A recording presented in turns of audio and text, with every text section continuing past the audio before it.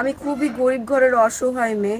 আমি মূলত এসেছি এখানে বিয়ে করতে। আমি চাই ভালো একটা স্বামী পেতে।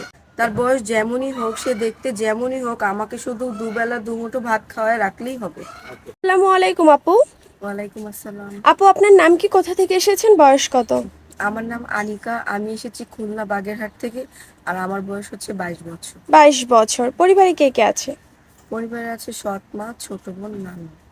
বাবা নেই, মাও নেই? না। নানু নানির কাছেই আছেন? হ্যাঁ। আপু মূলত কেন এসেছেন আমাদের কাছে?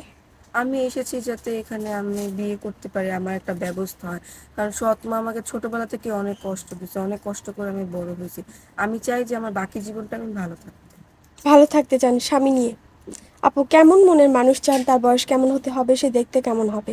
তার বয়সটা যেমনই হোক ওটা কোনো সমস্যা না, কিন্তু সে অবশ্যই ভালো মনের মানুষ হতে হবে, যাতে সে আমাকে বাকিটা সময় ভালো রাখে, সবসময় হাসি খুশিতে রাখে। কারণ আমি ছোটবেলা থেকে অনেক কষ্ট করছি আপু। বয়স নিয়ে, চেহারা নিয়ে কোনো আপত্তি নেই? না, এভাবে কোনো। অনেক বিবাহিত ভাই আছে ভালো, অসহায় মেয়ে বিয়ে করতে চায়। যদি অমন কোনো ভাই বিয়ে করতে চায়? ওরকম যদি কেউ বিয়ে করতে চায় তাহলে আমি রাজি আছি, যদি সে ভালোভাবে আমাকে রাখতে পারে তাহলে আমার কোনো সমস্যা নেই। আপু আপনার সাথে যোগাযোগ করবে কিভাবে? আমার সাথে যোগাযোগ করতে হলে আপনাদের সাথে যোগাযোগ করলে আমাকে পাবে।